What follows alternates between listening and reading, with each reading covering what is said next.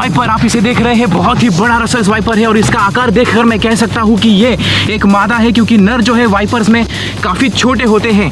आकार में अगर देखा जाए तो ये सांप करीब 5.5 या 6 फीट तक भी बड़ा हो सकता है। एक बहुत ही बड़ा रसेल्स वाइपर है। क्या आप जानते हैं कि एक औसत मादा जो है वो करीब 40 या 45 बच्चों को जन्म देती है और कई बार ऐसे देखा गया है कि कुछ मादाओं ने तो 60 से 70 बच्चों को भी जन्म दिया है।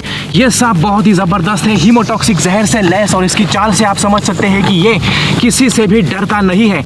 मैं इस सांप के ज़्यादा करीब नहीं जाना चाहता क्योंकि इसकी स्ट्राइकिंग रेंज और स्ट्राइकिंग स्पीड बहुत ही खतरनाक होती है। अगर तुलनात्मक रूप से देखा जाए तो रोमन रेंस का सुपरमैन पंच भी इसके सामने फेल है। मैं एक बार के लिए रोमन रेंस का सुपरमैन पंच खा सकता हूँ क्योंकि उससे शायद मैं 10 मिनट के लिए बेहोश हो जाऊँ, लेकिन इसका स्ट्राइक मैं बर्दाश्त नहीं कर सकता क्योंकि वो बहुत ही ज़्यादा जानलेवा साबित होता है। इस सांप को ज़्यादातर लोग देखकर अजगर समझ लेते हैं, इसके रंग की वजह से, इसके पैटर्न की वजह से, लेकिन गौर से देखने पर आपको पता चलेगा कि इसका जो पैटर्न है वो बिल्कुल अलग है। ये चैन नुमार आकृति इसे बहुत ही यूनिक और खूबसूरत बनाती है। बदकिस्मती से इसके इस रंग की वजह से और इस पैटर्न की वजह से ही इस सांप का पहले बड़े पैमाने पर शिकार किया जाता था। इसकी खाल से घड़ी के बेल्ट्स, कमर के बेल्ट्स और अलग अलग चीज़ें जैसे कि पर्स, वॉलेट्स बनाई जाती थी, लेकिन आज इस सांप का शिकार करना कानूनन अपराध है। आप देख सकते हैं इसका जो रंग है वो इस ज़मीन के साथ मेल खाता है और ये दिखाई नहीं देता। चला गया अपने रास्ते पर एक बहुत ही ज़बरदस्त रसेल्स वाइपर। और 2 दिन बाद मुझे अपने बाग में राइनोसोरस बीटल के लार्वा मिले, लेकिन पहले मैं जा रहा हूँ पुणे। यहाँ जो सांप मुझे दिखे वो ज्यादा रोचक थे, जिनमें पहला था कॉमन कैट स्नेक। ये है एक कॉमन कैट स्नेक और इसके नाम में मौजूद कॉमन अल्फाज को सुनकर आप समझ गए होंगे कि ये एक आम प्रजाति है, लेकिन आज की तारीख में ये उतने भी आम नहीं बचे हैं क्योंकि जिस तरह से शहरों का विस्तार हो रहा है उस तरह से इनका जो हैबिटेट है वो डिस्ट्रॉय होने लगा है। वैसे इसे कैट स्नेक इसलिए कहा जाता है क्योंकि इसकी आंखें बिल्कुल किसी बिल्ली की तरह होती है और जिस तरह से ये पेड़ के ऊपर बैठा हुआ है इसे देखकर आप अंदाजा लगा सकते हैं कि ये एक अर्बोरियल स्पीसीज है, यानी कि पेड़ों पर रहने वाला और पेड़ों पर रेंगने वाला। और अच्छी बात यह है कि इसका जो जहर है वो इतना तीव्र नहीं होता कि इंसान की जान चली जाए, लेकिन अगर ये किसी छिपकली, गिरगिट या पंछी को डस ले तो थोड़ी देर के लिए वो लकवाग्रस्त हो जाएंगे और बेसुध अवस्था में ये जनाब उनका शिकार कर देता है, यानी कि अपने खलत से नीचे उतार देता है। एक बहुत ही खूबसूरत और प्यारा सांप कॉमन कैट स्नेक। लेकिन इससे भी खूबसूरत एक सांप इसी इलाके के पेड़ों पर रहता है। ये है बाम्बू पिट वाइपर और इसके नाम से ही आपको पता लग गया होगा कि ये बाम्बू के पेड़ों पर रहता है, लेकिन इसका मतलब ये नहीं कि दूसरे पेड़ पौधों पर नहीं रह सकता। ये किसी भी पेड़ पर रहने वाला एक बहुत ही जबरदस्त सरीसृप है।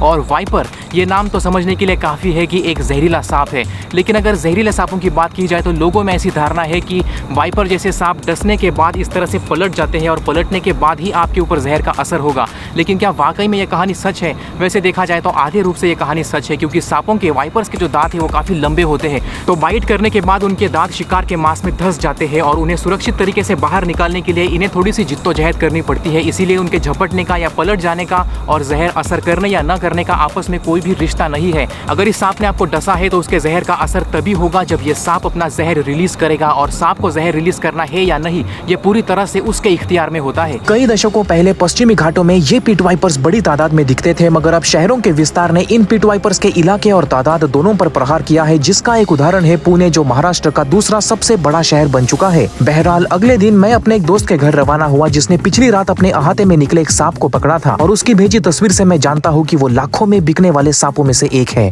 यह है एक बहुत ही बड़ा सैंड बोआ, और बड़ा इसलिए कह रहा हूँ क्योंकि इस प्रजाति के सांप लगभग इतने ही बड़े होते हैं। लेकिन सवाल ये उठता है कि क्या ये वही सांप है जो लाखों करोड़ों में बिकता है? इसका जवाब है हाँ, लेकिन क्यों लोग इन्हें लाखों करोड़ों में बेचते या खरीदते हैं? बोआ एक कंस्ट्रिक्टर फैमिली से है। कंस्ट्रिक्टर यानी कि कुंडली मार के शिकार का दम घोटकर उसकी जान लेने वाला सांप, और ये मिट्टी में रहता है, इसीलिए इसे सैंड बोआ कहते हैं। ये अपनी जिंदगी का 80% जो वक्त है वो मिट्टी के अंदर ही बिता देता है। ये मिट्टी में घात लगाकर बैठा रहता है और जैसे ही इसका शिकार इसके स्ट्राइकिंग रेंज में आ जाए ये बिजली की तेजी से उस पर झपट्टा मारता है और उसे अपनी ताकतवर कुंडली में कस लेता है, अपने शिकार को मिट्टी के अंदर खींच लेता है और फिर वहां पर वो उसे निगल जाता है। एक औसत मादा सैंड बोआ जो है वो लगभग 5 से 20 बच्चों को जन्म देती है। ये उन्हीं सांपों में से एक है जो अंडे नहीं बल्कि सीधे बच्चों को ही जन्म देते हैं, लेकिन अवैध तरीके से लोग इन्हें विदेशों में बेचते हैं। पालतू बनाने के लिए विदेशी लोग इन सांपों की सौदेबाजी करते हैं, क्योंकि ये बहुत ही शांत और प्यारा सांप है तो लोग इन्हें पालतू बनाना पसंद करते हैं और विदेशों में फिर इसे एग्जॉटिक स्पीसीज के तौर पर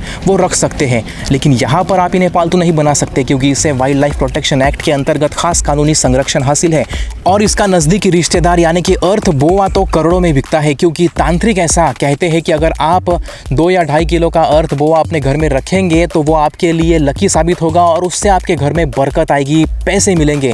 लेकिन सच्चाई ये है कि अगर आप ऐसा कुछ करेंगे तो 7 साल के लिए जेल में जा सकते हैं। एक अहम बात जानना ये ज़रूरी है कि सैंड बोआ जहरीला नहीं होता। अगर ये आपको काट भी ले तो इसके छोटे छोटे दांतों की वजह से आपको नुकसान पहुंच सकता है, लेकिन सिर्फ थोड़ा सा घाव होगा, खून निकलेगा, लेकिन आपकी जान नहीं जाएगी। इसकी जो पूंछ आप देख रहे हैं यहाँ पर बिल्कुल किसी मगरमच्छ की तरह होती है। यहाँ पर आप स्केल्स देख रहे हैं, ये स्केल्स मदद करते हैं इस सांप को मिट्टी के अंदर खुदाई करने की। समंदर के किनारे रहने वाले सैंड बोआ ज़्यादातर पंछियों का ही शिकार करते हैं। पता है कैसे? ये मिट्टी के अंदर घात लगाकर बैठा होता है और पंछी यहाँ पर ज़मीन पर रेंग रहे छोटे मोटे केकड़ों का शिकार करने के लिए आ जाते हैं और फिर इस सैंड बोआ का शिकार बन जाते हैं। ये बहुत ही ज़बरदस्त सांप है। चलिए मैं इसे आज़ाद कर देता हूँ यहीं पर। इस सैंड बोआ को यहाँ अलविदा कहकर मैंने इस समुद्री तट पर गश्त लगाई और फिर पहुंचा अपने क्रीपी अनुभव को आपके साथ बांटने। ये राइनो बीटल के लार्वा है। एक औसत वयस्क जो मादा होती है राइनो बीटल की, वो लगभग 50 अंडे देती है और उन अंडों में से इस तरह के ये लार्वा विकसित हो जाते हैं। कुछ समय के बाद ये लार्वा कुकुन में तब्दील हो जाएंगे, कुकुन जिसे कि प्यूपा कहा जाता है, और कुछ हफ्तों के बाद उनके अंदर से निकलेगा एक राइनो बीटल। इनसे विकसित हो चुका राइनो बीटल अपने वजन से करीब 850 गुना ज्यादा वजन उठा सकता है। किसी इंसान को अगर ये ताकत मिल जाए तो वो इंसान 4 पैसेंजर से भरी हुई बसेस को अपने कंधे पर उठा सकता है। राइनो बीटल का सबसे मनपसंद आहार है नारियल का पेड़। यहाँ पर आप देख सकते हैं ये एक नारियल का पेड़ ही है जिसके अंदर एक बीटल ऊपर से दाखिल हो जाता है। वो उस पूरे पेड़ को खाते हुए नीचे तक चला जाता है और नीचे जाने के बाद वो अपने अंडे वहाँ छोड़ देता है। वैसे कि आप जानते हैं कि दुनिया के कुछ ऐसे इलाके हैं जहाँ पर इन बीटल्स को प्रोटीन का अच्छा स्रोत मानकर खाया जाता है। और आप सोच रहे होंगे कि इनका स्वाद कैसा है। पता लगाने का सिर्फ एक ही तरीका है, इसे खाकर देखना। कुछ इस तरह से वो लोग खाते हैं। मैं खा नहीं रहा था, आपको लगा कि मैं खा रहा हूँ, नहीं, मैं खाना खाकर आया हूँ और इनकी तरह मैं भी शाकाहारी हूँ, तो इसलिए मैं इनको खाने का इरादा यकीन नहीं रखता।